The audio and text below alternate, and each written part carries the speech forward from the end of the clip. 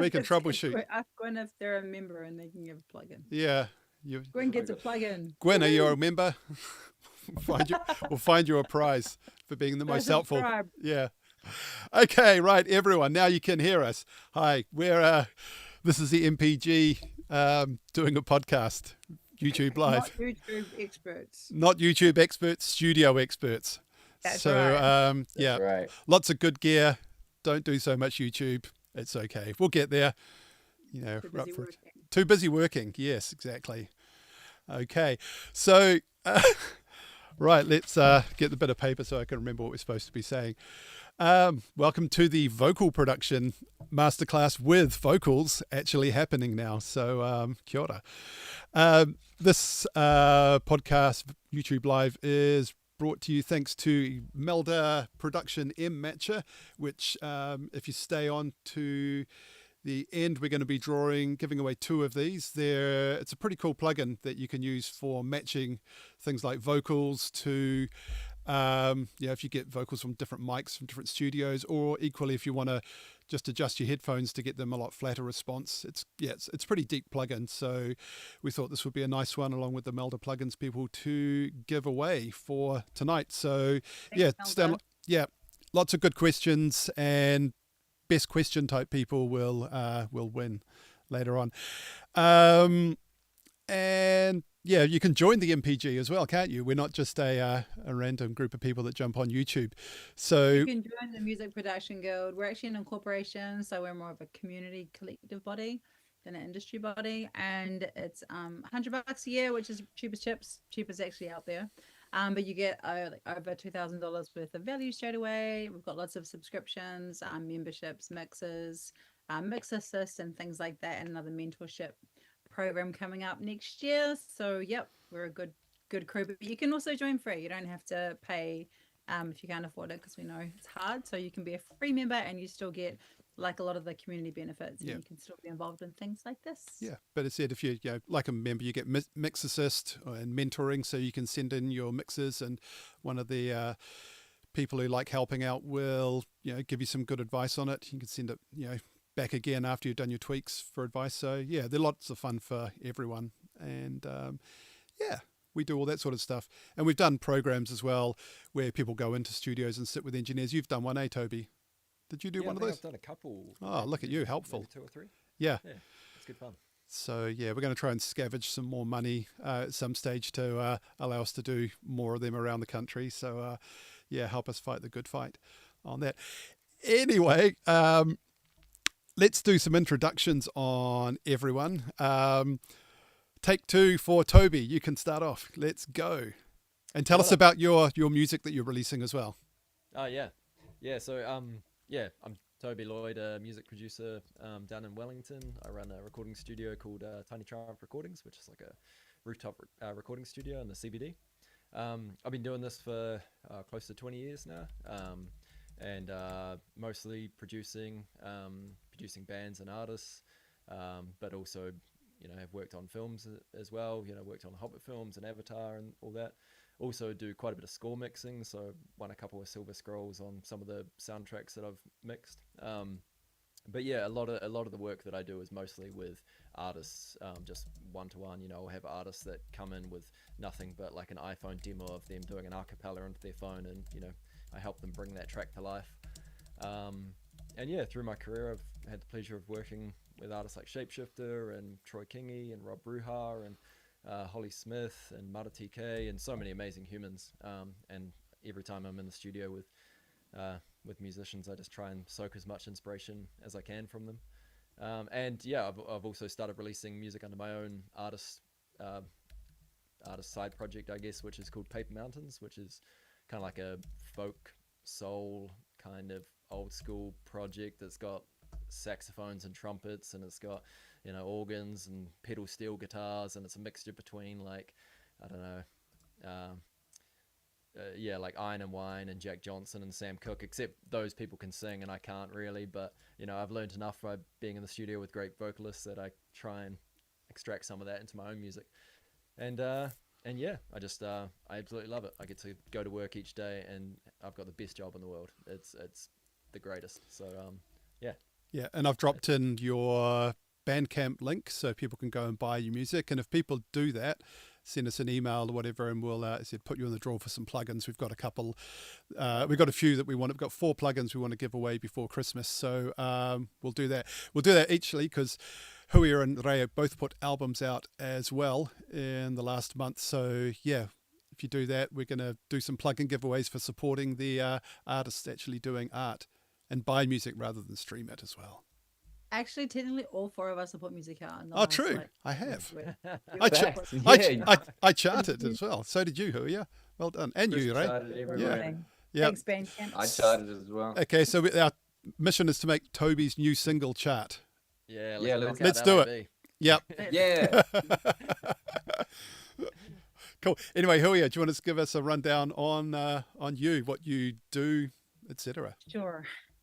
Kia ora, ko hui he matuku inga, ko Ngāti Porou tuku iwi, anō tam ki makaurau aho. My name is Hui. I am actually Chris's wife, of course. I'm in another room. In the house, Wow. I work with Chris at Cog Studio. I know is so advanced.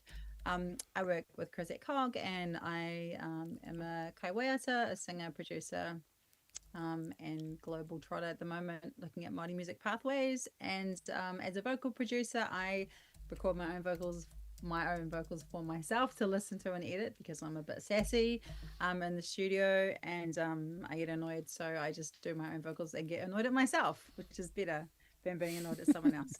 And then I pass them off to Chris, who makes them sound really good, and then Ray comes and helps make them sound even gooder.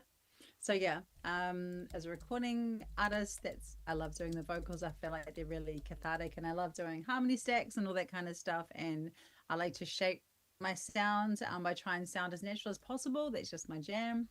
And I've worked with a lot of kaiwaiata, lots of other singers, recording songs for them, all different range of people, from like Peter T, who's like super good, through to just people it's their first track, maybe singing in Te Reo Māori for the first time, so it's their first like multilingual or first time singing in another language. So yeah, it's a real privilege, and I love producing. Vocal producing is probably my favorite part of making music. Cool. Your turn, babe. That's a cool thing to say. I actually really do enjoy the vocal production side of things as well. It's really fun. Hi, kia ora koutou, mā taki mai, ko rei tēnei. My name is Ray. I am a rapper, producer, singer, guy, human stuff. And I make heaps of tunes, a lot of Māori music, electronic focus type stuff. And yeah, I also produce for a lot of other artists, quite a lot in the Māori music scene, including like Maimoa and Meizirika and cool people like that. And yeah, like Huya said, do some cool things with her and some cool things with Chris. And yeah, just help out where I'm needed, and I have fun doing it. I also produce a lot of my own vocals as well. You know, I feel as a vocalist, someone that can sing, that definitely helps your ability to vocal produce other people, because you know how to talk to them and you know what to say, and you know what it's like to be on the other side. You know what it's like to be vocal produced. So yeah, that's me. Cool. There we go.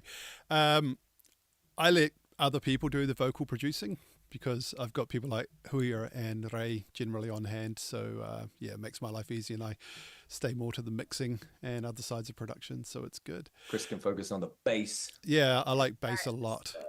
It's fun. It's my favorite. Cool. So should we jump into it? I mean, does anyone want to have any stories that they want to talk about? Any memorable vocal sessions to introduce, you know, scenarios of what you want to go to, or otherwise we can just jump into things like choosing room, mic choice, source quality, stuff like that, like room setup, singer comfort, or just how you see the basis of vocal producing.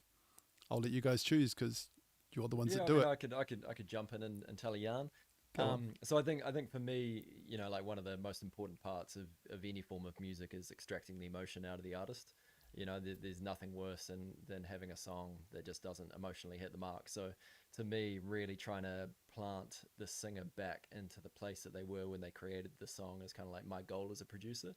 Because typically when people come to me, they've been singing the song for a year, you know, and it's like, how do you when you wrote the song, that's when you're feeling it at its peak, right? And that's when it was feeling fresh and exciting. And then by the time that you maybe tour, or by the time that you demo it enough times, and then you come to the studio, it's quite hard to get back to that place. So to me, as a vocal producer, I feel like that is the goal, to really try and remind them what they were going through when they wrote the song, like when the idea was conceived. But sometimes you can take it too far. And there was this rock band that I was producing maybe close to a decade ago, and I remember the singer was in the studio. It was just me and her. Anytime, and by the way, anytime I'm producing vocals, I try and kick the band out of the studio. I don't want anyone in the room that doesn't need to be there, and especially not a band, because a lot of the time they'll just be throwing in their opinions, and it's like, man, just like get out, like let's just leave it with me and the singer, and if we need you, we'll bring you back. But so it's just me and the singer, and the song was about a family member who had passed away, and so it was quite an emotional song. And this was pretty early on in my career, so I was trying to extract the emotion. But man, when you've got the singer in the booth and you're talking about the death of a family member, and you're trying to get them back to the place, like there's a balance, right? You've got they've got to be able to feel the emotion, but if you go too far down that path of emotion, they might not be able to perform at all for the rest of the day, because they just fall back into that place of grief. So I think pretty early on in my career, I realized that actually there's a tactical way to be able to get them to that place without them just like breaking down and sobbing uncontrollably, and coming to a place of tears. So I think that was probably a more memorable session for me of realizing that there is a line with emotion. It's a tightrope. I mean, really though, when you're dealing with vocals, you're dealing with someone's words, and words are everything. It's their words start everyone's thought process. So of course it's super emotional, and you do have to be really wary of that when you're, when either you're the ones bludgeoning your vocals or you're capturing someone else's. Like, it is a really sensitive process, depending on the content. Some is probably not. So, but then if they're singing about like partying and being in a good mood, they're in a bad mood. Excuse Emotion, isn't Excuse it? me, is that a shot at me? Why? Because Can you you said good think, mood. is that you? Is that you and are you thinking, oh, that's what I do? No, No, not at all. not as I get you. But yeah, one time your song, or could your song? yes, Good Mood's the song. I have a song You're- called Good Mood. You're in a good mood. When Not everyone's thinking about me all the time when they're talking. Pretty sure. But yeah, I have a little yarn for that as well to add on to that. One time I had to vocal produce myself because I was re-recording. I was recording one of my singles in the studio a year after I'd written it, and it was on the other hand of Toby's thing. It was like a super like happy I'm in love song, and then that relationship ended, and I was in the middle of going through that, and I had to finish the album, and I had to record that song and pretend I was all happy and love.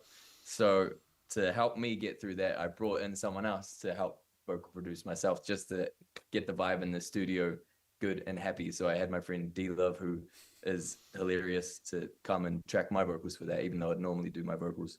I think that was a Chris idea too, so shout out Chris for that idea. Yeah, I'm useful for some things, mainly bass though. That's right. Lots of things. Mainly bass. Mainly bass. Cool. Well, should we jump into from the the foundations of capturing the vocal, go into like the room, mic choice, and stuff about getting the singer in the right sort of zone as well.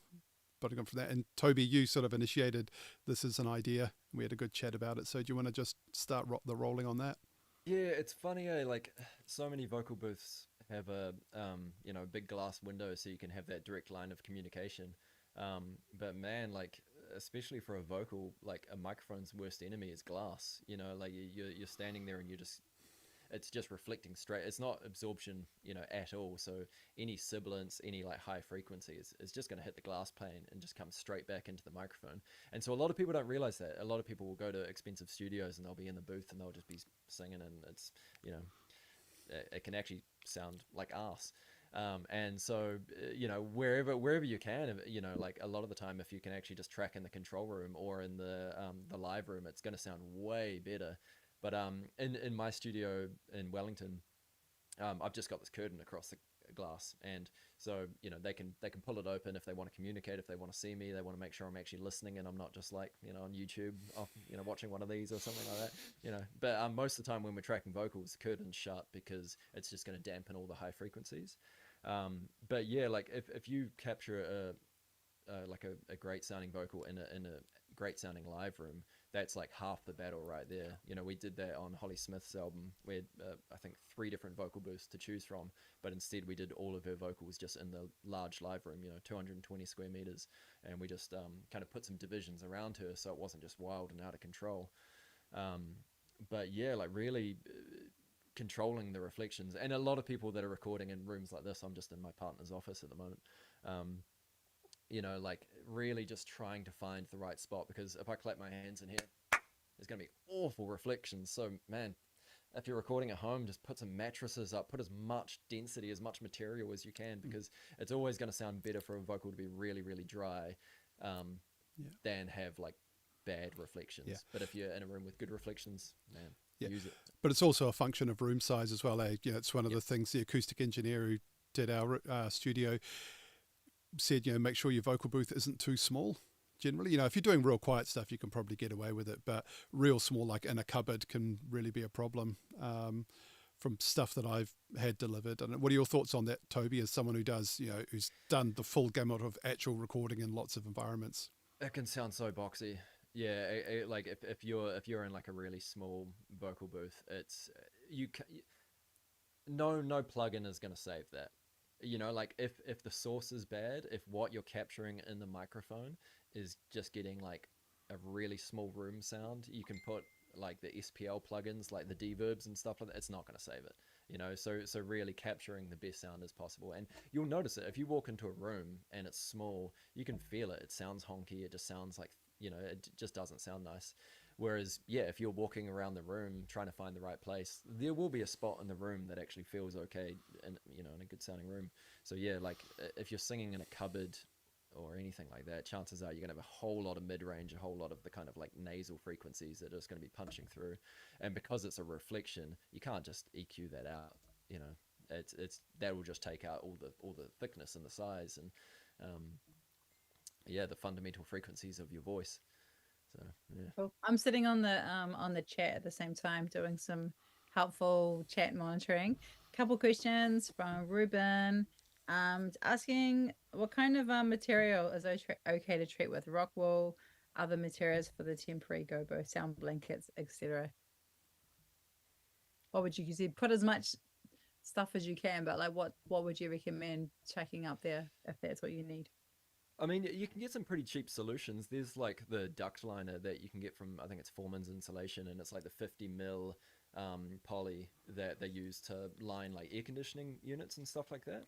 And a lot of those are cut 1.2 to 2.4, which means that they will slot directly into any standard room, and you can just get them into the corner and they're not going to like collapse on you or anything like that. Those are pretty cheap solutions. Yep. The problem with rock wool and earth wall and all of that kind of stuff is it's like it's not so great to breathe in, it's not so great to touch, so if you are going to use it, you need to be covering it with like some pretty thick sheets, unless you want little micro pieces of glass getting stuck in your eyes and your nostrils. Aotex AAB is also really good for the 1.2 by 2.4 sheets, so and they're usually really good to deal with, so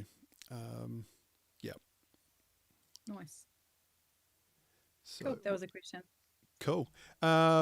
Ray, do you have any thoughts? You're actually you're in a recording scenario situation at the moment. I have things to say. Where you're vocal producing. Tell us about it. I'm in the middle of a Te Reo reggae songwriting camp down in Bay of Plenty right now, which is cool. But if you see random people come in, it's all good. It adds to the that's why it adds to the vibe. I like it. Yeah. It's Diaz. We're talking vocal production. We love that. This is we love Diaz. that. Grandmother cleaning up after these. Oh, I love that. Camp Master Diaz. Other material. Very much. That's right. I really prefer recording vocalists in the room where possible, rather than in a booth or anything. Just because I like to have that like direct line of contact with people and not too separate. And in terms of that, you can even get super strategic with where you even place the vocalist in relation to yourself. Like if you're working at the desk, you don't want to be like have them directly in your line of sight, or like have them like looking directly at you, because then it's like too much like interaction. They got to be still be able to get into their zone, and you got to be able to do your thing but still be like easily accessible. So I like having them like over my shoulder here, like face a little bit over that way so they can still do their thing, but I can still sneak a look over here to see if their voice is still like, see if the mic's at the right height, and see that they're not like moving around from the microphone too much, seeing that their mic technique is good. So yeah, these are the things that just makes it easier being in the room to check those kinds of things, I think. And yeah, like Toby said, with the getting the vibe right, you can just help coach. You can help produce that a bit more when you're right there with them. Yeah. And you're using communication is so important, eh? Like there's nothing worse than a vocalist doing a take and then it's just quiet. You know, they're in a booth, they can't see what's going on, and it's just quiet. And what's probably happening is the producer's just like creating a new track or just doing a quick comp or something like that. But because they can't see it, they just think like, oh God, do they think this sucks? You know, so when you're in the same room and you can just turn, they can immediately see you doing something. But just like immediately turning and just talking to that person without having to remember to hit the talkback button, which I do all the time. I always forget to push the bloody talkback button. That communication is so essential as an artist vocal producer relationship. Yeah, and I suppose if you're in the same room, like where you are, you're using some of those sort of shields that stop some of the room reverb coming in, eh? Where I am? Yeah, I have one, and I've been using it, but not everyone is being as others don't care. as strict as I am. I'm also the only one using a pop filter, which is naughty of everyone. I'm not going to name names, but It's important though, because like sometimes those very first vocals are so good, you know, and like you can't duplicate that feeling, you know. And so if you don't have a good recording, then you're like trying to polish a turd, which is like especially possible, you know. Especially at these kind of writing camps, you got like people treat it kind of like a demo, but you can't treat it too much like a demo, because you never know whether the artist will just be like, oh, I'm just going to drop this, I like it as it is, like, because you're like just producing, you're just smashing the songs out, like, so you have to like relinquish that control. Like Kings yesterday, before he was bouncing out the tracks from the day, he was putting, like, he was doing a quick master before he'd even send it out. I was like, bro, why are you doing that? He's like, don't know, someone might end up uploading it. I was like, true. I'm like, that'd be you that would do that. Anyway. Someone. Yeah. Nice. And singer comfort, just making sure they're, all, in the right, we've talked a little bit about it already, but it's anything you want to expand on that, when they first come in, just how to make them feel welcome, or just make sure they get into the right headspace and what you can do about that.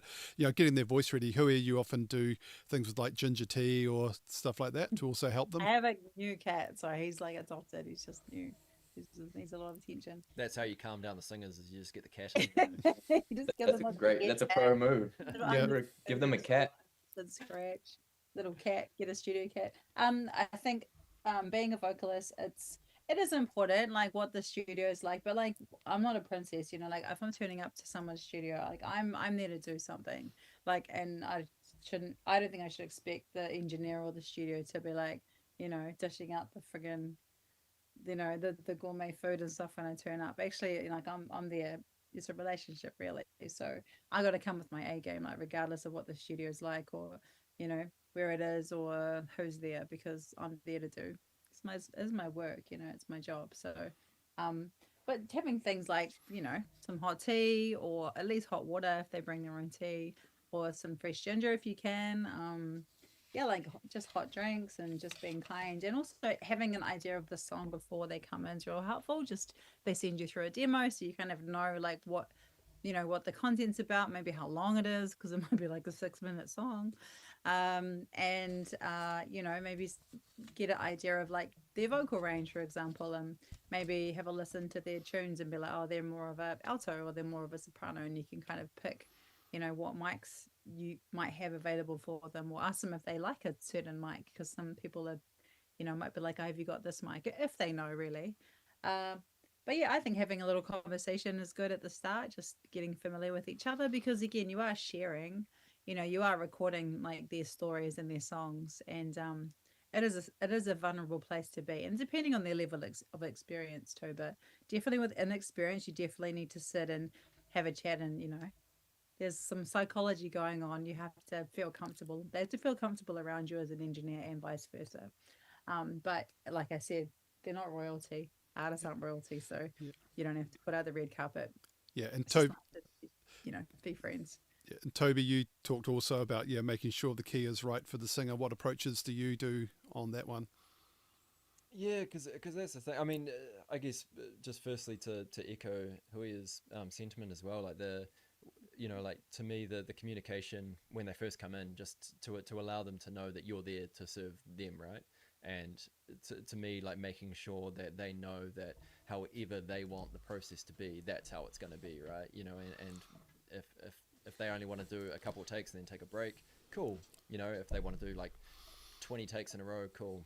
I think just really having that conversation with them, how they want the process to look, and just be like, look, we're here to get the best out of you, and so whatever we need to do that, that's what we're going to do. And whether we just like just really take it chill and we drink some tea and we just chat about the music first, or if they're just like, no, I just want to get in, I'm excited. No one's going to do a great vocal if they're feeling stressed and anxious, so really trying to get them in and just build that relationship from the get-go is pretty key. But yeah, like speaking of key, yeah, so many times like an artist will be just singing a song and you can just it feels to me, key is kind of like tempo, right? When you're just working on a song and the tempo is just slightly wrong, there's no technical reason why it's wrong. It just doesn't feel good in your heart. There's just something that you're just like, oh god, something's not right. And it's like you move the tempo by a BPM or up or down or whatever, and then it's like, oh man, I can breathe easy now. And to me, keys kind of like that as well. Like sometimes a vocal might be just sounding too pretty, too nice, and it's like, cool, let's maybe like take it down a semitone, and just see if that extracts out some like deeper emotion or something. So sometimes just using like pitch shifting plugins, just take the instrumental or take the track and just quickly pitch it up and then be like, okay, cool, let's try that, let's sing on top of that, let's sing it down a couple. What's going on here? Feel a lot more comfortable because it's actually sitting within their range.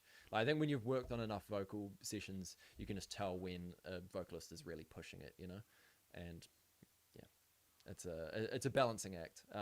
And sometimes sometimes you will do that. You'll adjust it so it's easier for them to sing, but then you lose the emotion. So then you've also got to work with that as well. It's like, okay, well, we could keep it as it is, but just realize that we're just going to have to be really honing in on certain sections to make sure that that they're actually hitting the pitch, because they're just sitting under too much or something. Nice. I have a quick question here. What is the any thoughts on recording with two mics at once? I do it all the time. What sort of mics do you use? From Toby. Yeah. Yeah, I mean, I do it all the time for certain genres. For rock music, I'll often record with two, and that's because like a lot of the times I'll use like a 47 in the studio to get that really big sound. But when you've got like massive drums and you've got massive guitars and these big like thick bass lines, sometimes that 47 is actually too big, and it just kind of is competing too much with the other instruments. So sometimes actually for certain sections you might want to swap out with an SM7 that just kind of cuts through the guitars a bit easier. So sometimes I'll do it like that. Sometimes I'll literally run like a 57 or something through some guitar pedals. So like one microphone will just be like a distorted mic that I'm just like cranking the 1073 on the way in and just dirtying it up. So if in a section we want like a radio effect, or we want something like that, that's just kind of like fun. It's just fun to do that stuff. But I'm not going to do that for a pop artist. I'm not going to do that for like indie folk song or something like that. But if I'm recording like rock music or something that hits hard and I want to like saturate it, or just have that vocal just cut through, then yeah, I'll often use two. Cool. Should we go on to when we're actually recording dry versus wet recording philosophies? And you've all Let's got have an argument. Yeah, this is the arguments one. So who wants to go first? Do you want to... Hey, I want to go. No, they can go first because he hasn't talked very much. Yeah, that's right. Make me talk more. Stop hogging all the limelight. Yeah, so I'm of the wetter approach, I believe.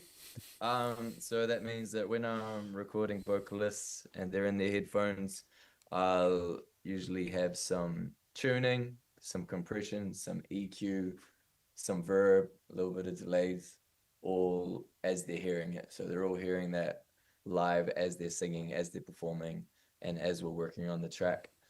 For me, working in more in the pop type, R&B, hip hoppy, electronic type worlds, like I feel like that is quite a common thing to do, because artists want to have some sort of idea of how their vocal is actually going to sound in the track.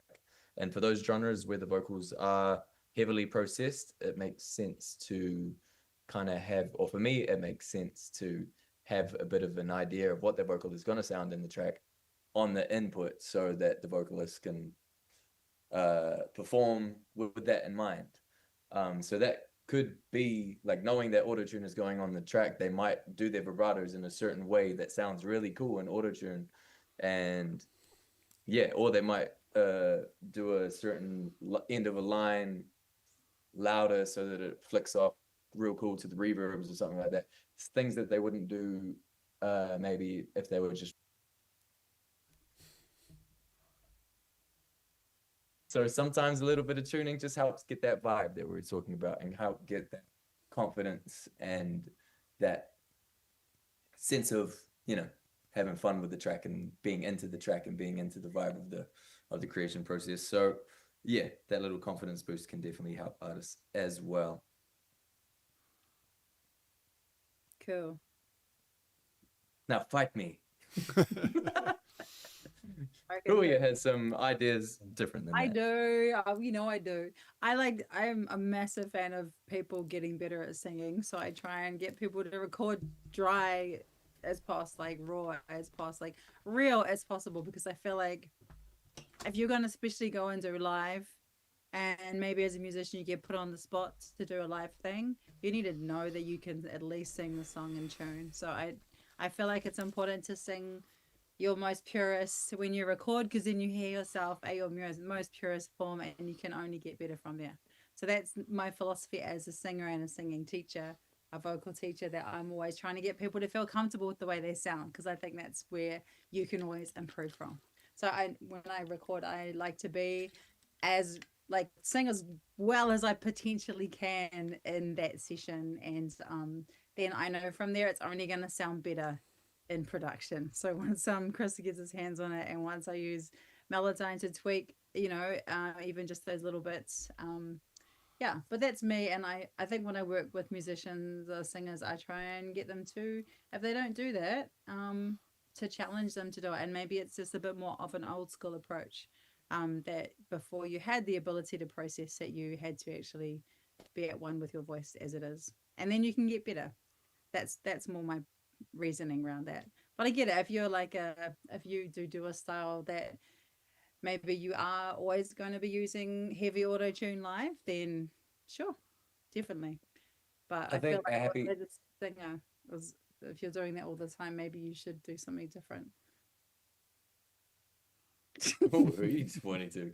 A happy medium that I've, as a child. As a child.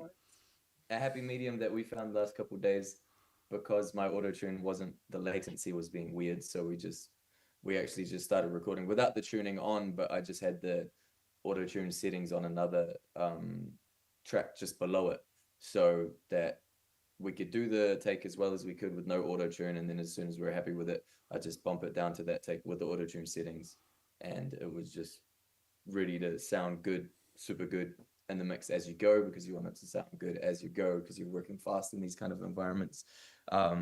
So that meant that, we didn't have the auto tune on the input, but it was still sounding good as we went, and we were still able to move pretty quick that way.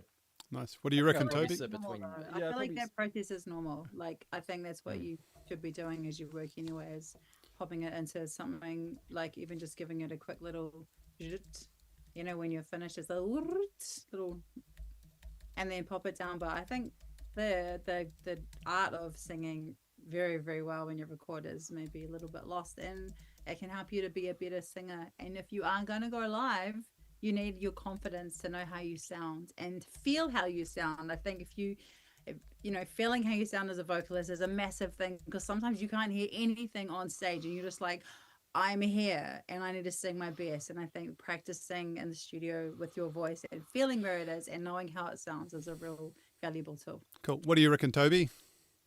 Yeah, I guess I probably sit in between Yeah. the two a little bit there. Like I try and get everything as good as possible on the source, so like the best possible like microphone preamp, like DS on the way in, compressor on the way in, like nice converters, get that sounding great. So even just when they put their headphones on and they listen to their microphone, they're like, oh damn, I sound good. But typically it really just comes down to the artist. Like what does the artist want? And so I will, if I'm working with a more kind of like pop hip hop artist that wants auto tune on, it's like cool. Sure, if that's what they want, if that's what they need to do to be able to get the emotion or get the performance out of them, I'll do that.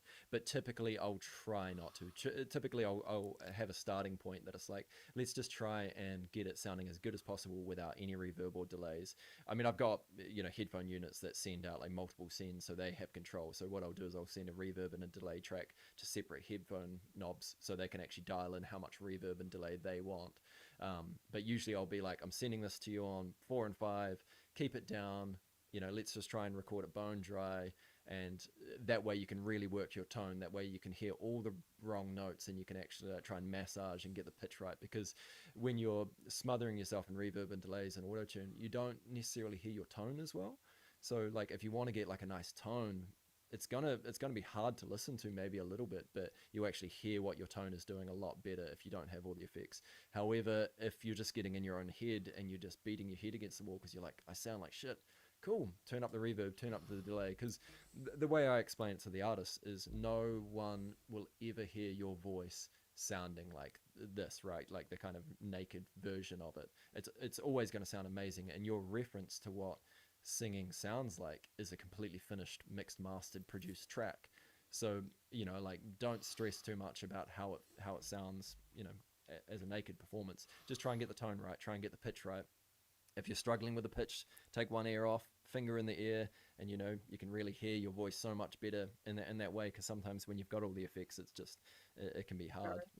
And all the music going and cats. Yeah. Hey, Toby, got a question from Ngatai.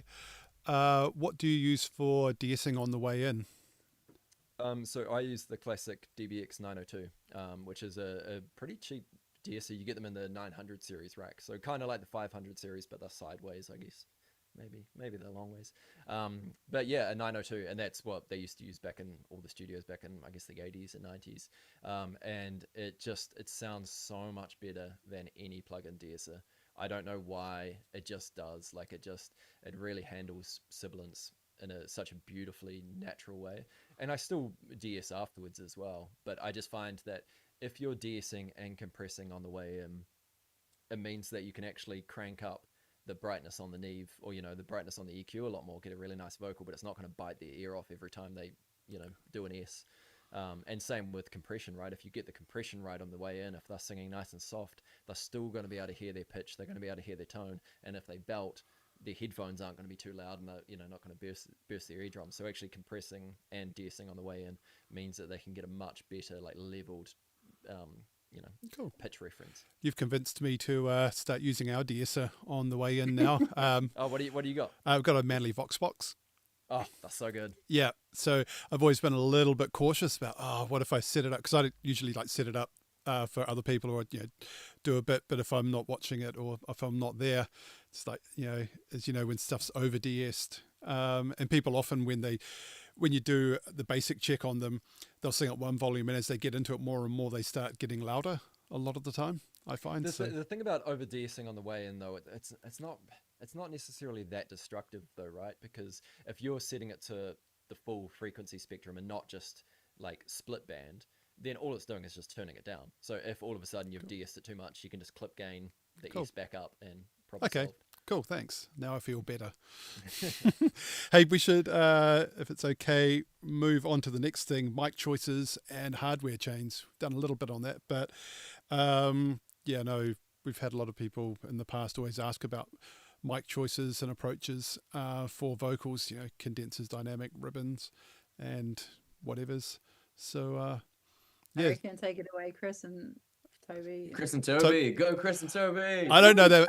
I know the Manly reference mic that we have, and that works really well on lots of things. I like that. And I like ribbon mics a lot as well. But Toby, you know much more about mics than I do. So yeah, do you want to do the honors?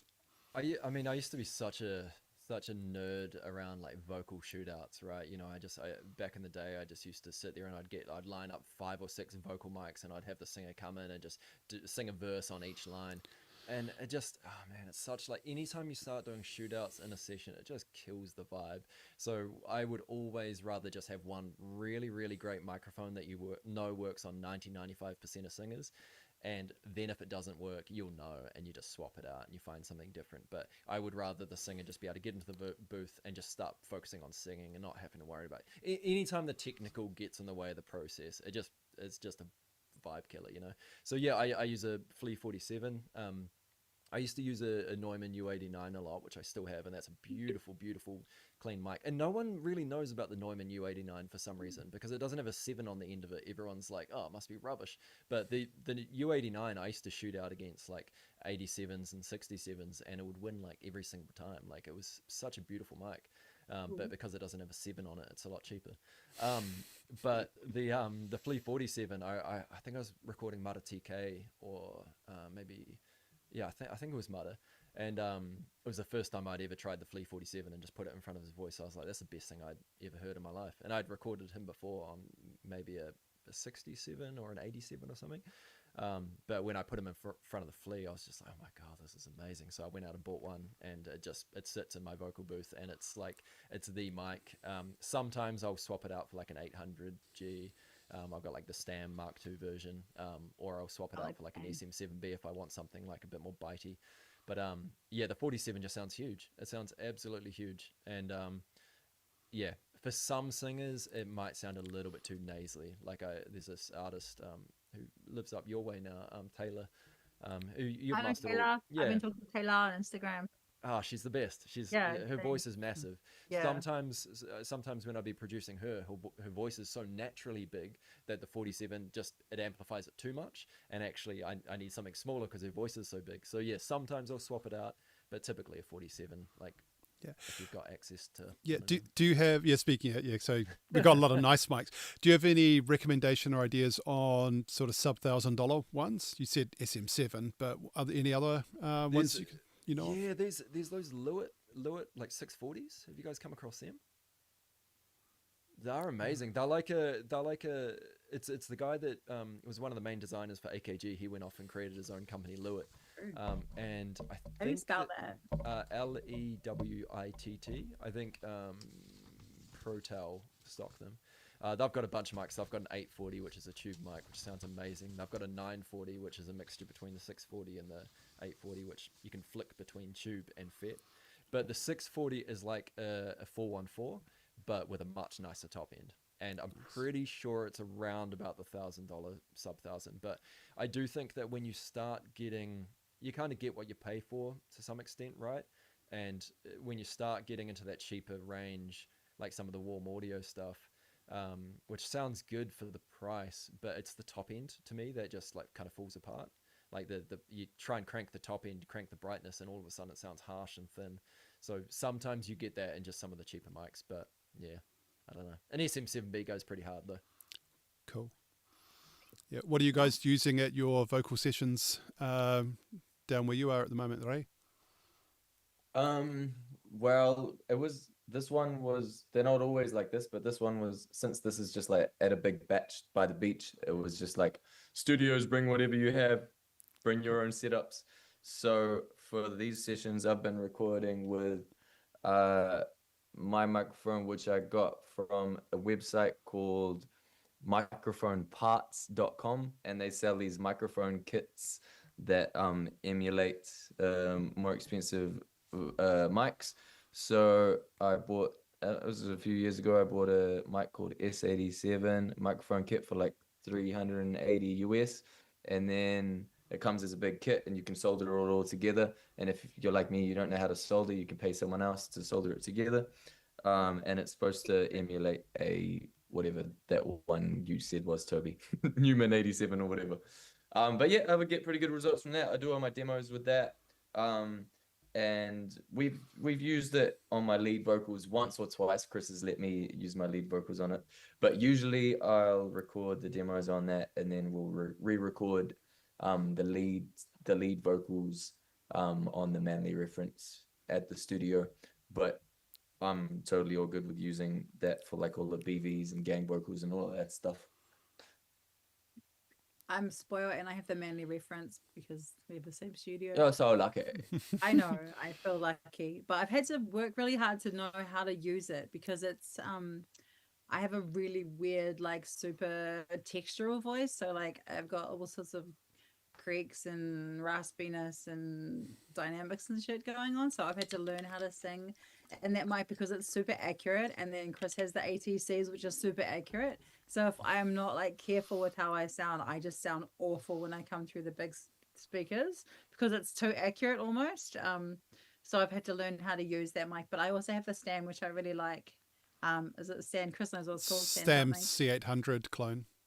There you go. And I Yep. really like it. It's really smooth. And if I'm doing like maybe a bit more kind of like soul and R&B-ish vocals are on to sound real smooth. I really like that mic for that. But I have the woodpecker ribbon as well, which I really like.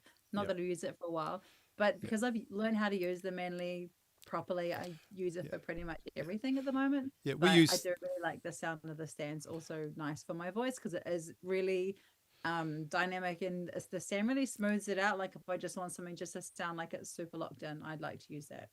we use the ribbon often when we're doing group vocals.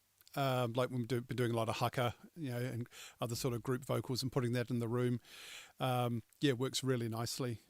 It's Is that the one we the were blue using? Is that woodpecker. similar to the one? That's that gold Oh, yeah. and brown one. Yeah. Do you do you want to talk maybe a little bit as well? Start off with Toby on recording group vocals, then Ray can jump into it as well. Just how you choose to get that happening. Yeah, I mean, actually, Ray put up something pretty interesting before as well about the BVs. Like him using the other mic for the backing vocals. That's actually a really excuse me. That's a really great thing to do because sometimes if you're using like a tube mic for your lead vocal, and then you're using it for all your backing vocals as well, sometimes it can just be too much tube, so having that lead vocal is like the 47 or the reference, but then having something like more of a FET like an 87 or an 89 as your backing vocals, it means that the backing vocals can sit in a slightly different sonic environment than the lead vocal, which that can be a pretty good tip as well. But yeah, for group vocals, man, polar patterns are like so important to play with, like I was recording on Rob Ruha's album, and we had Rob, Troy Kingy, and Whenua Padiwai in the studio, and my studio back then was like pretty small space, so I had all three of them singing in the same room at the same time doing 3-part harmonies, and like if you're not careful with positioning and stuff like that, you can just get terrible bleed, and especially if you're needing to do any tuning or anything like that, it can just be nasty. So using the polar patterns to try and reject where the other singers are placed, and really being strategic on where they're placed is pretty important. Ray's got And, a What does polar patterns mean?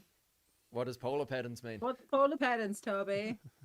So every microphone is going to have a different sensitivity to the direction of where the source of sound is coming from. That stereo field and stuff thingy. Yeah, That little exactly. diagrams that they have on the microphone. Exactly. So this microphone right here, the SM7B, is going to be very, very sensitive in front of the mic. But if someone's talking behind it, it's going to be rejecting a lot of that sound, right? But there's a lot of microphones that you can have like multiple different polar patterns. Some you can switch between them. So some might be like omnidirectional, so they're going to be sensitive like all around the microphone. So if you're doing like a big group vocal performance, and you're wanting to capture all the voices evenly, then using something that's got like omnidirectional is going to be pretty vital to capture that big energy. But one of the really, really important things about capturing group vocals is actually listening to the singers in the room, because there's always going to be one person that's a bit pitchy or a bit too loud, and really trying to make sure that they're actually placed in a way that they're not just going to be like way ahead in the balance of everyone else. And often it's like it's an old dude, often it's like an old guy. Like I've recorded a lot of like kapa haka and stuff like that, and there'll be one person that's just slightly out of tune. So really just trying to strategically get them so they don't feel left out. So you're not trying to be like you're out of tune, but actually just try and like gently be like, oh, Can you just go to the back and just face the wall, please? Keep- And it would Yeah. just keep sound walking. great. Out of the Yeah. doors. Keep a going. little bit. Keep going. I speaking on that group thing, and just sometimes where you've got an issue. I did a job recently where it was a choral group, and the main singer was just way too loud, just by place. They were just belting it out compared to everyone else. And I was able, using spectra layers, you can separate out all the backing vocals from the main person, and we just locked it in, and it sounded perfect. So yeah, there's spectra layers is definitely pretty kick-ass for that sort of stuff. Nice. You write that down. Yeah, I That's was impressive. I was really surprised by how good a Yeah. job it did. So It does make me super nervous getting like doing harmonies that way, getting like recording 2 or 3 vocalists at a time. But it just depends whatever's going to work best for the track. Like if you want something where everything's super exactly in tune, then sure, do every vocal one at a time.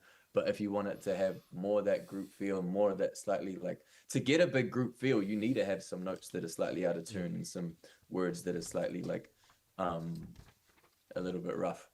But yeah, I just that idea of placement is super important as well. And even if you are just recording one vocalist for backing vocals, you can even just get them to step away back from the mic a little bit more than what you'd normally do for a lead vocal, or just get them to face away from the mic slightly, or just get like that, and then the mic will capture less of like the top frequencies and stuff like that. It'll capture a bit more of the room, and then the backing vocal will just sound like less of a lead vocal, and it won't fight for that lead vocal position when you get to the mixing stage, I reckon.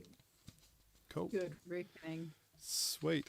I was looking, we were going to do some talk on the psychology and environment of the singer-producer relationship. We've already run through a lot of that, really, eh?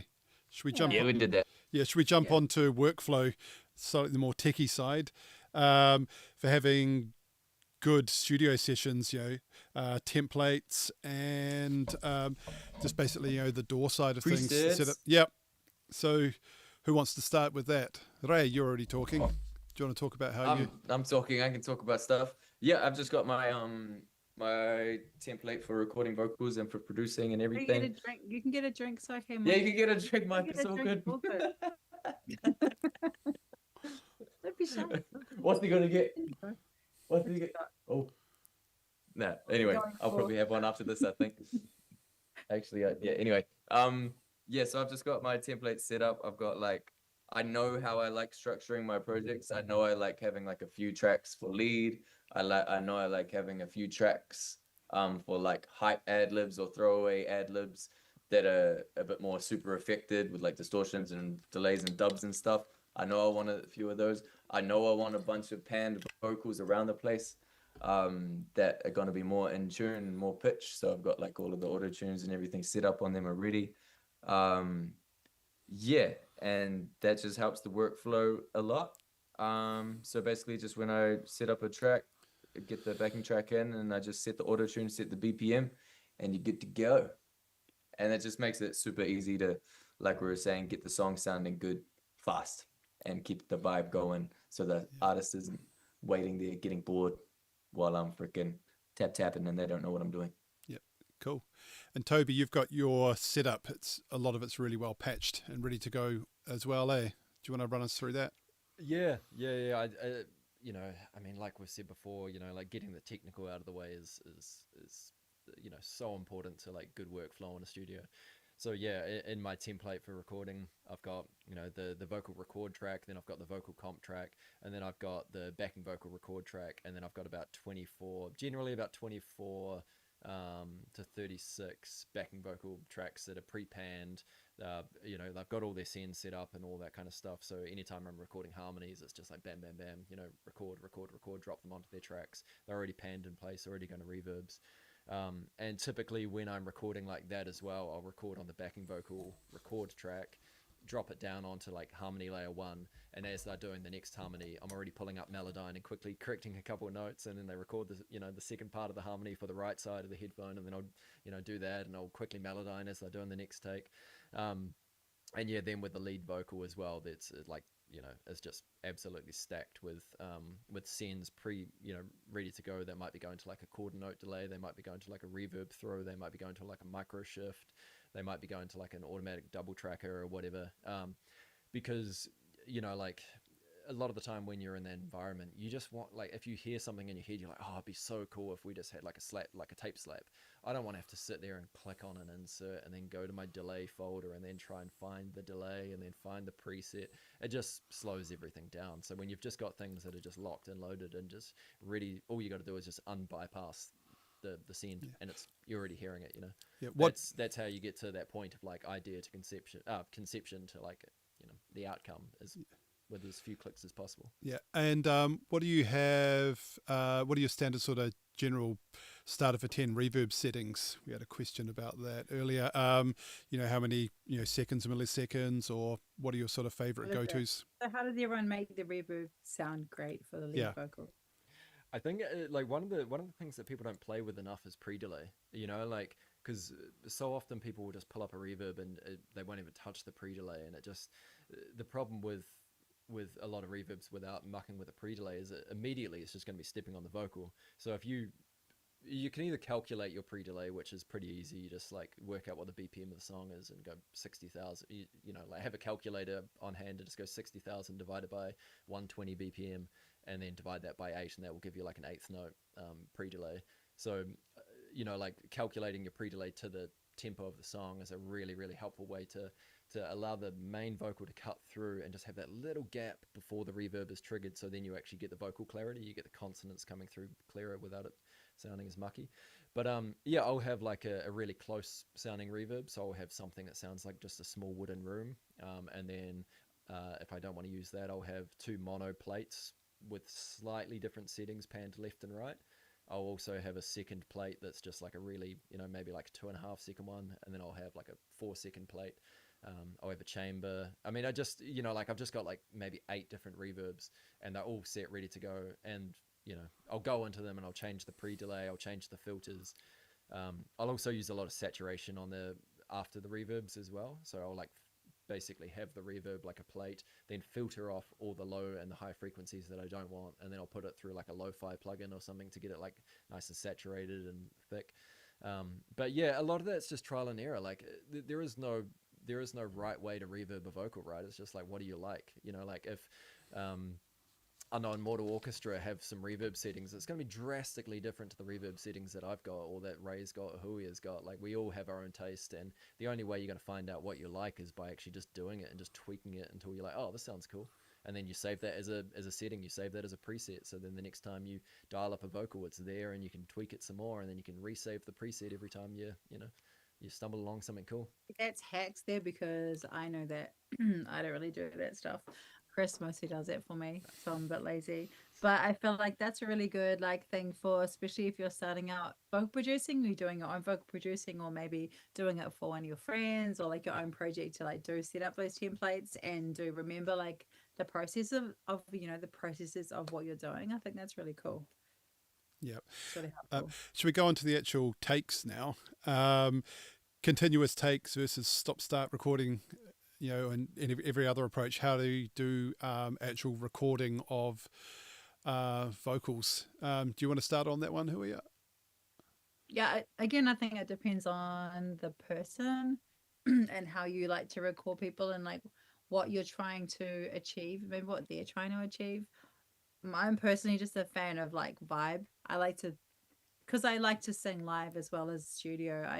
I do like to be able to sing through a whole line that has a feeling that goes with it, because I'm a touchy-feely person. So I like to sing all the way through it with the right feelings in the right place, and I would rather loop that and nail it like over maybe 8 to 10 takes. If I really, really, really am not getting it, I'll do like 20, 25 takes of a line, because I just know how I want it to sound.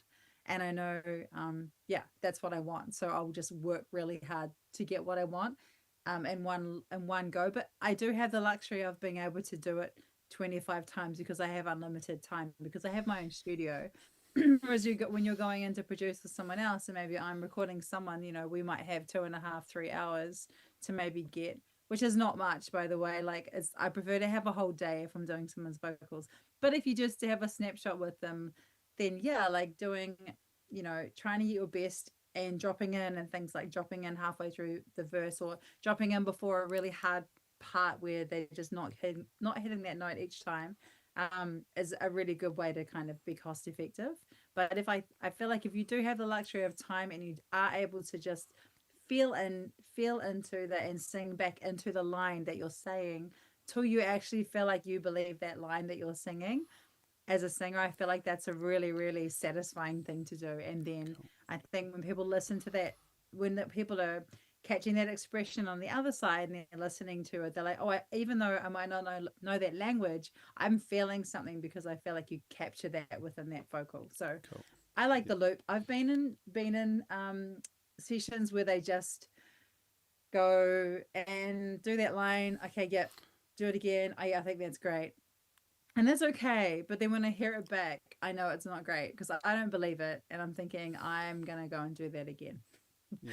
Yeah, because I don't quite believe it because it might be fresh. Like it might just be coming out my mouth and I don't quite know what the words are. So So it takes some that's time, and that goes that's into my personal Yeah. view. And everyone's different. So that's just me. And I suppose that goes into the thing of, when you've got a stack of takes that you've done, comping it together, having a good way while you're actually tracking to take, to work out which the best takes are. Like in Logic, it's nice because you can just color them as they go through. If you've got your own color coding system, and you can make notes. What about in Pro Tools that you mainly use? How do you do that, Toby? Yeah, so I keep very, very extensive notes of every single take that I do. I think keeping notes is so important. I mean, when I'm doing my own vocals for Paper Mountains, like all those ideas are thrown out the window, and I've just got to do whatever I can to actually make the vocal usable.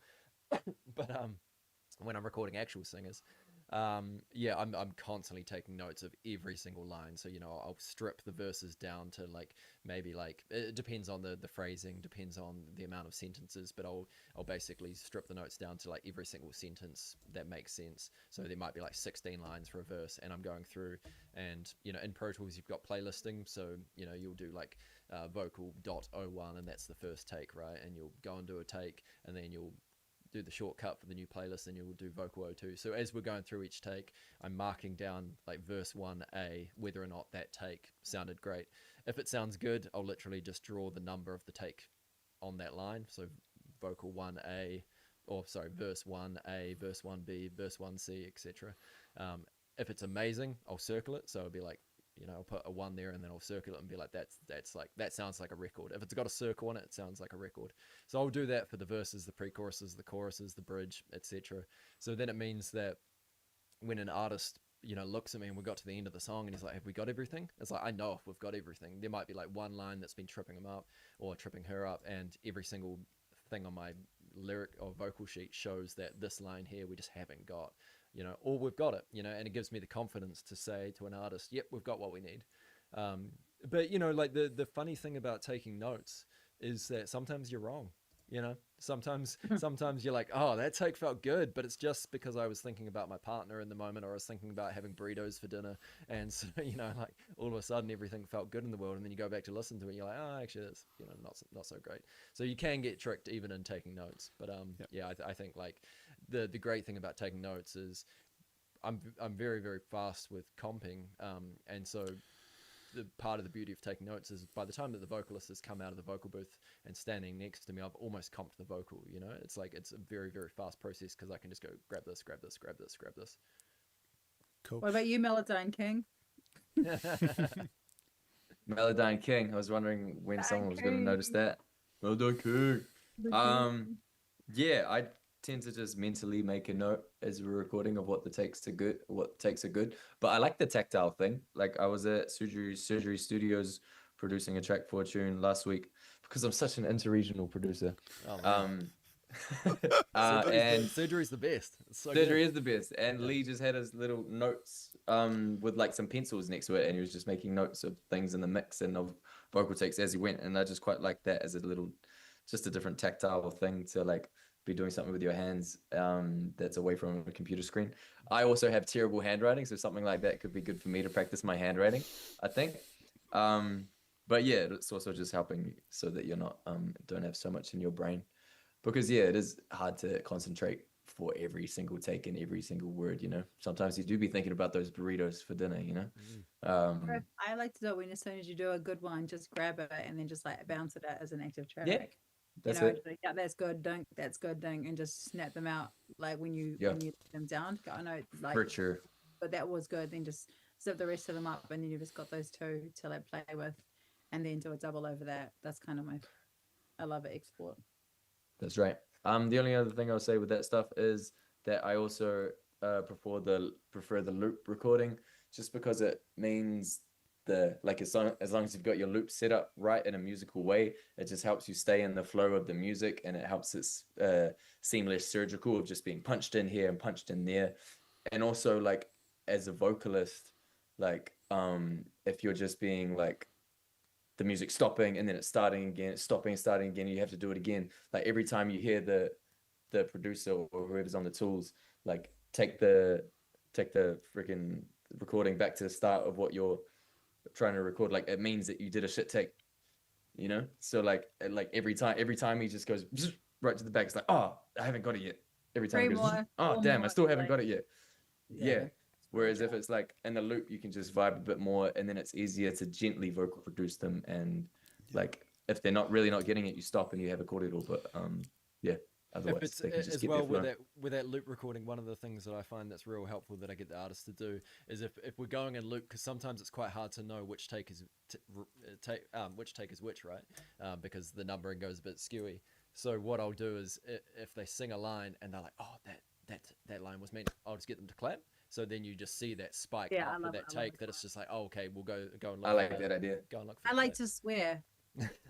I say a big What's your favorite swear word? F word. I go Classic. bark, Cool. Yeah, the classic. bark. I go duck, and it goes ear. As I know, because I can see my And swearing. you know the exact I know the way, one shape, that's form swear of your word. Yeah. swearing. Rather than a claps. Claps is a Handy. hurt, I think. Yeah. Yeah. Cool. That's why. Plus, swearing's fun and it makes you smarter. And also, you're annoyed because you're like, I've stuffed my line up. Bark. That's right. Yeah. And I Also, suppose the with the space bar is annoying too. People like this, just in that quick one, the space bar, the stopping and starting of the space bar is annoying. I think when you're doing those quick records, because you have to snip it the start and the end off all the time, whereas the loop is much easier to like clean edit because the space bar is annoying. and You making actually people go like that space bar. No one's like space bar. It's like, Kong, do it again. I reckon that's annoying for you to see. and also giving people enough, like a couple of bars in, so they can, when they are looping, sometimes is good, or if you are dropping a take and giving them enough time to actually, Yeah, be nice to the host. yeah, Make just it easy for make them feel Question. comfortable. There's a question: how do you deal with singers that get worn out fast? And oh yeah, there's another one after that. Yeah, how do you deal with singers that get worn out fast? I guess the time of the day is really important for people. So some people have got like night juice, like me, where I can stay up to like 3 a.m, and some people don't have any juice after like 8 o'clock. So the vocalist really knows when their best time is, and they should observe themselves. Like if they talk all day, then they have to come and do vocal stuff. It's usually not very good. So yeah, I guess it's also endurance and practice. Like, your voice is a muscle. And if you have someone that can only do a few takes at a time, if they want to be a singer, they're going to have to work to improve that improve that endurance, because either maybe they need to be fitter, or they need to like learn how to use or get taught how to use their voice better so it can go longer. Like vocal techniques are a really big thing. If you want to be a singer more than just like a hobbyist, you actually have to work at it like you would anything, like riding a bike basically, and get better and better at it. Yeah, that would be my answer to that question. What about you guys? You can also be just strategic about your recording for when it comes to endurance stuff. So make sure you get all the lead vocal done first, rather than doing one verse and doing all the harmonies and all the stacks and then moving on to the chorus or whatever. Like start with the most important thing. So you usually record I record my leads first while the voice is fresh, and then it doesn't matter if your voice is a bit tired by the time you get to the final harmonies or final stuff like that. Yeah, I think the strategy is pretty important as well, and especially if they do get fatigued pretty easily, like what I'll try and do is just not do it in a linear fashion, like not do like verse, pre-chorus, chorus, like actually just be like, okay, we're just going to do verse 1, then we're going to do verse 2, and then maybe we're going to do pre-chorus 1 and then pre-chorus 2, and then we'll hit the choruses. So then they're not just wearing out their voice when they're really belting. And especially because if they're doing verse 1 and then verse 2, they know what they need to do in verse 2 to elevate themselves because we've just sung verse one and we're not, it's not like we've just done a big chorus and now it's like, oh God, what were we doing in verse one again? So sometimes, yeah, being strategic, but also just taking breaks, man. Like, the singers, singers can wear themselves out pretty easily. So do a couple takes, and if they're like, man, my voice is feeling tired, cool, come and have a coffee, grab a cup of tea, That's right. make a fresh ginger or something like that, or come and talk philosophy for 5 minutes, and then we'll dive back in and do some more. I think breaks are pretty key. You just can't sing over and over and over and over again and expect to be able to stay in the emotion of a song. Cool. There's another question. How do you get a vocal from sounding like like you recorded it at home to professional sounding? Would it be a choice of microphone or the way which the vocal is processed? Just send it to Chris Shetland. Just send it to Chris. He's got Actually, like, plugins for everything. you actually, like, once you have got your first kind of as good as you can get, it is super important to get someone like maybe who has better gear or has more experience or a better studio or some like analog gear or some experience, because they can definitely like level up whatever you have done yourself, or maybe going and getting it re-recorded. Like, it's actually a really important thing to do. That's where this is a little plug for MPG, the Mix Assist comes in. So if you're doing some recording and you want it to just learn how to do it better or what tweaks to do, you can just send it in to the MPG and we'll get an engineer who's got a lot of experience to give you a whole load of pointers, and that's probably going to save you months or even years of tormenting yourself going, why can't I get the vocals sounding right? And they just go, oh, just do this and this. So I think asking people with experience is one of my definite go-tos. And also setting expectations, right? We don't I wouldn't go and play touch rugby at the beach with mates a couple times a year and expect to be able to take on Bowden Barrett. It's for some reason we think because we've got some plugins and we watch YouTube tutorials that we're going to be able to compete with Sub and Gainer. This is a game of 10,000 hours, and it's like any other craft. You've just got to put in the hours, and there is no cheat code. There is no way to just go from not being able to hear how to get great sounding vocals to just downloading a preset and then expect it to be amazing. We don't expect that in any I play basketball, but I can't take on LeBron James because I don't put in the hours, and it's the same thing. You've just got to turn up and just keep working on your craft. And that's what I did back in the day. A lot of my mates would go out and get drunk, and I'd turn up with them and hang out until 8 o'clock, and then at 8, when they were starting to get wild, I went back to my studio and I'd just carry on working on my craft. And unfortunately, this is the kind of industry that the people that make it are the ones that are the hardest working. And there's a lot of people that are really, really hungry to make this happen. And if you don't have that hunger, then there's going to be someone else that's putting in the hours. And that's the best way to get a great sounding vocal or great sounding production, is just putting in the hours. Yeah. You can watch all the YouTube videos you want, but at the end of the day, you've just got to be turning up and working on your craft. Cool. Indeed. Yeah. Should we just Motivational. Thank you, Toby. Yeah. Thanks, Toby. That's Yeah. very good. Should we just do a little Sorry. bit more on editing and things like timing vocals? Ray, you do a lot of stuff, because especially with all your hip hop stuff and Rapping. Melodyne King. Melodyne King. I don't know And why I I did take that. you Sorry. on Melodyne Queen. Yeah, You can be Melodyne Queen. yeah. I'm all about it. Yeah, the importance of making sure vocals just hit in the pocket, and what you do about that, how you approach it, or your philosophy would be good to hear. But editing vocals, is that what we're doing? Yeah. Yeah, once you've got them in Sweet. and you put them together. Yeah, so I'm mainly just Melodyne, the lead vocals. Melodyne is do I need to say what Melodyne is? Melodyne is a pitching software that's like auto-tune, except you get way more control out of it because you're manually going through and tuning everything. Logic has its own cheap version of that if you don't want to have the actual Melodyne plugin. But yeah, on Melodyne, you can just go super surgical on the notes and the vocal performance. It has every little wave line of every little note of the performance. And one of the things I like about melodyning my own vocals and other people's vocals is that I learn quite a lot about my own singing from that. I'll see at which parts I go flat or which parts I go sharp, and how I go into notes generally, and I'll learn a lot about my own vocals as a result. But yeah, that's why I always do encourage vocalists to learn how to melodyne so that they can do their own vocals if they can, because no one's going to care or know their vocals or how they want their vocals to sound as much as they will. So it's always a good skill to try and impart to vocalists if you can. But yeah, I go through, I cut up the notes. I don't use the preset stuff too much, like the just make it all in tune that some people might. I cut up the notes and squeeze the vibrato in. I'm also pretty big on the timing, so I'll go like as I'm doing I'll tune a whole phrase and then I'll listen through to that and make sure the tune's right, and then I'll go into the timing of it and see if everything is how that's feeling. I'll usually drag stuff later rather than earlier, because I feel like later is generally nicer to listen to. But sometimes you might, as Chris would say, sometimes you might want to have a vocal a little bit early and ahead of the beat to build tension.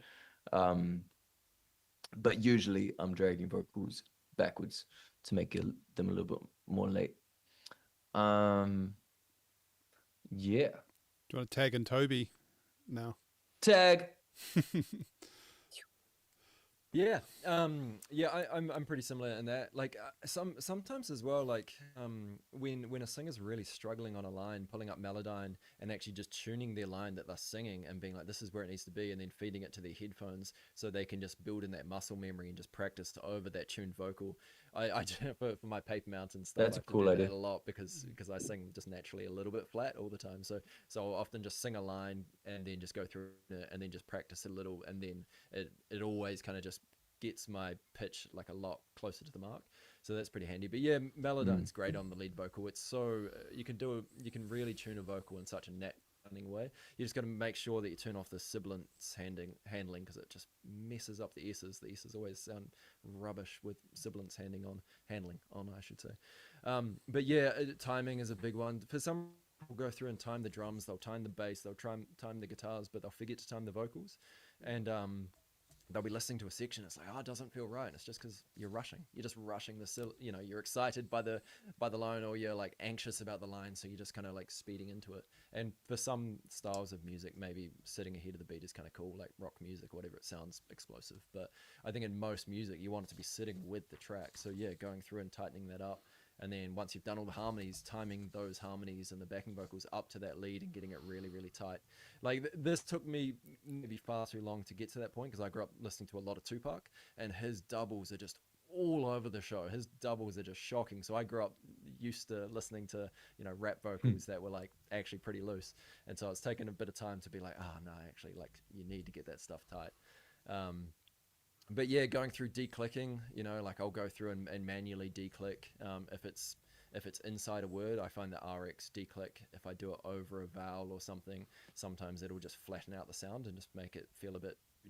So I'll get like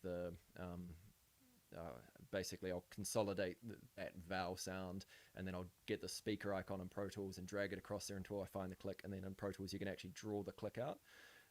And so I find that's a much more transparent way of removing clicks than using declicker, which can flatten it. But yeah, going through cutting down the breaths, pulling down the S's, I've got keyboard shortcuts that I basically just select an S, push it, pulls down the S, and then puts crossfades on either sides of it and all that kind of stuff.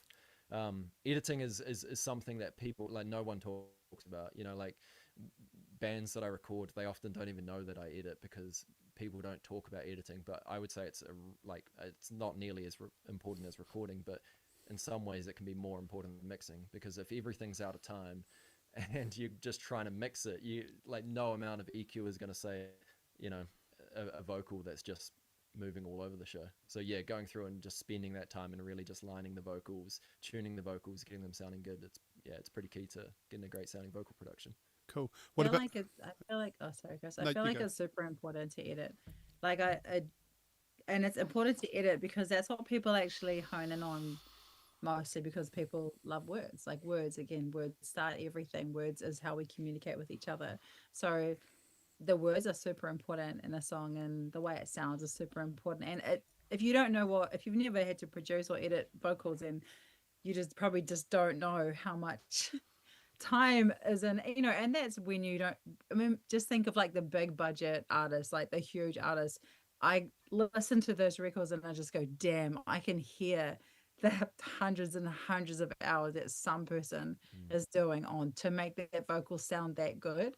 It's like, that's crazy, you know. And but if you do a little bit, then you know what a lot sounds like.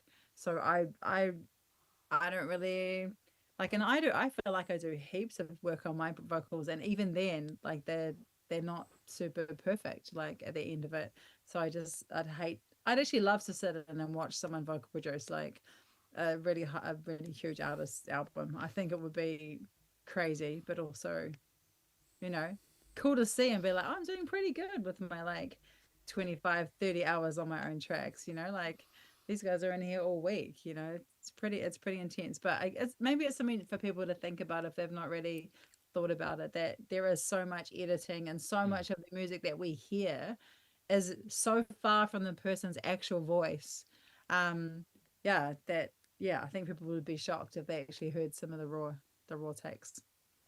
I can easily spend anywhere from like 5 to 6 hours on just the vocals of a track, just editing it. Yep. Yeah. Do you want to? We're getting close to our time now. Do you want to talk about any genre-specific vocal considerations?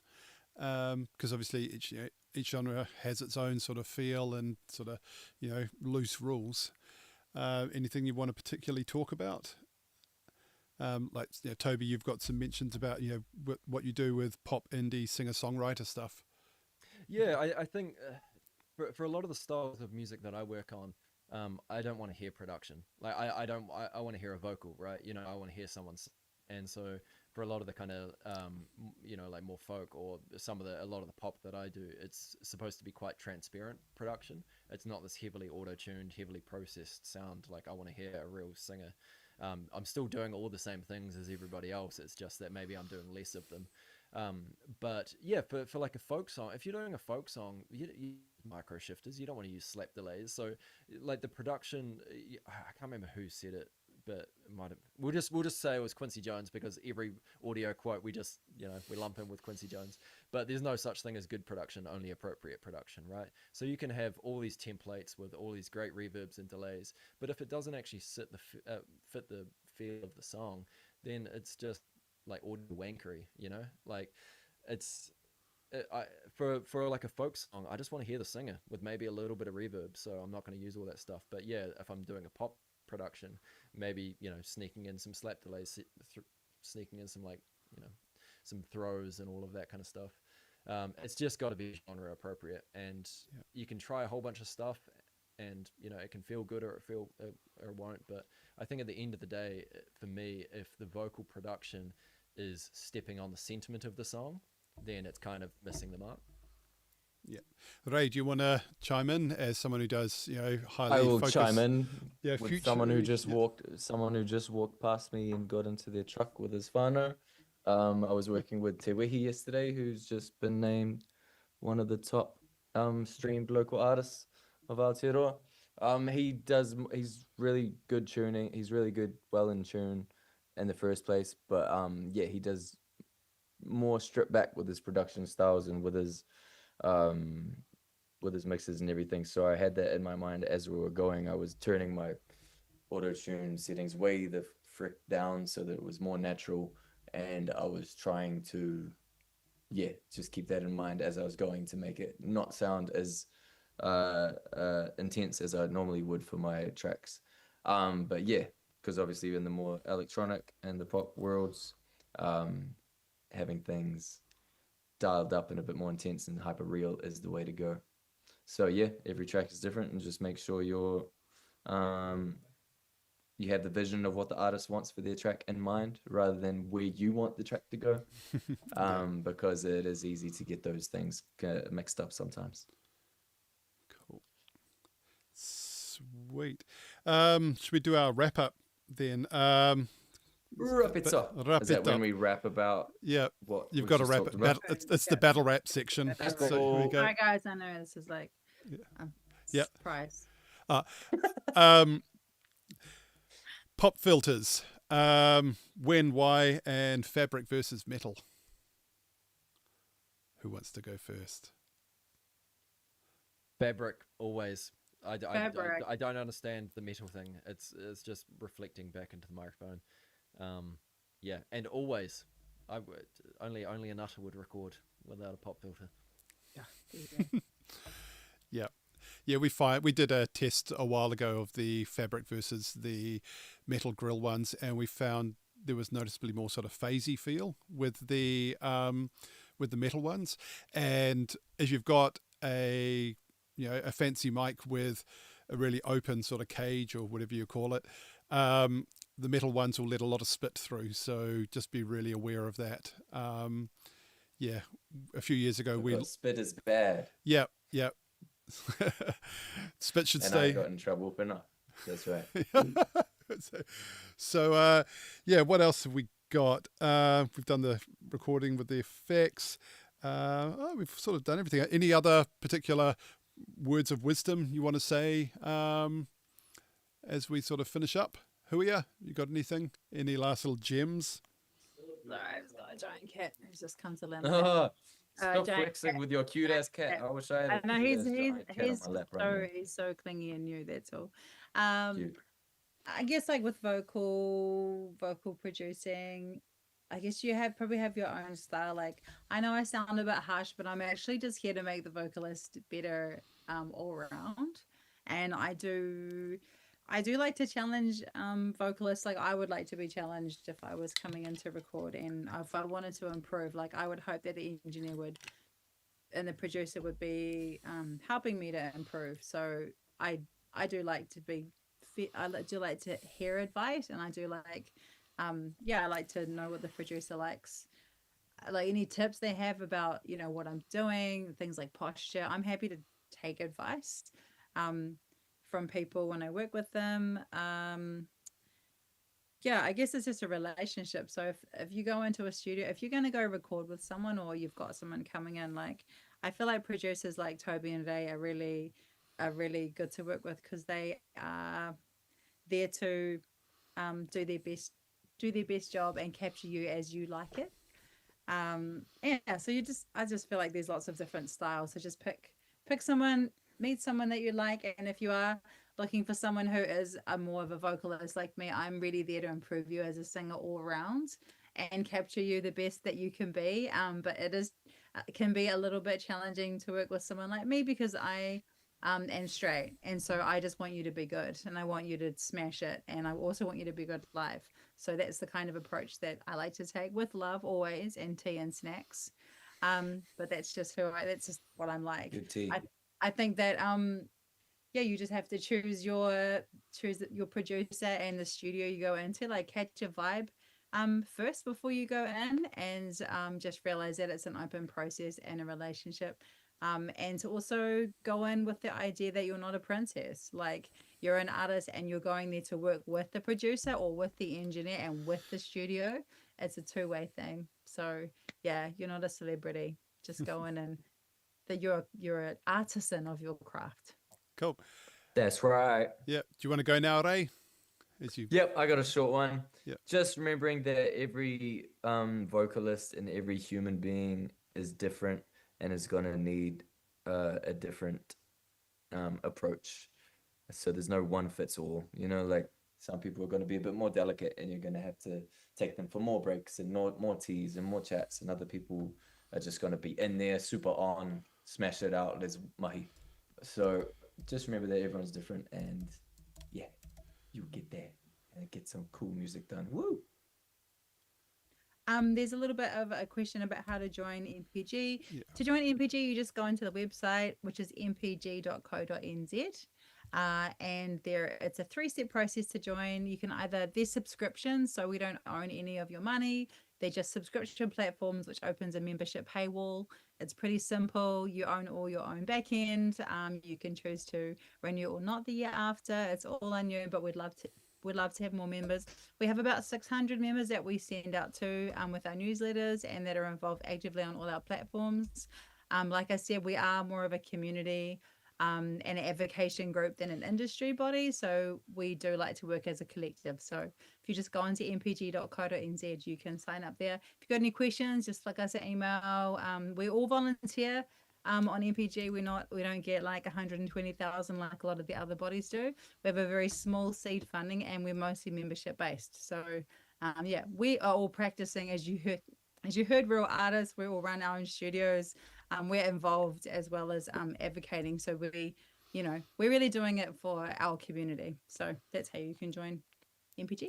Yeah, and when you do, you get things like contracts for producing, engineering, session clearances as well, access to a mentoring, Mix Assist, and a bunch of software that you can use as well. And also various other giveaways. We get plugins from a whole load of different companies, like we did tonight from Melda Production. Let's go, Melda. Yeah, so you get access to that, and we do giveaways all the time, which is so you get lots of free stuff. If you play it well, you should be able to make a good profit on your membership every year. So what should we do? Because it's all about profit. Speaking of plugins, we've had really active watchers. So thanks so much for the questions have been really great tonight. Really, just really great. So thanks for tuning in and engaging. There are a couple of members on here that have been here from the start that I just want to acknowledge. That's Gwen and Sophie and Ruben. Thanks for being here, and Genterrainment, which is quite a good name, Genterrainment.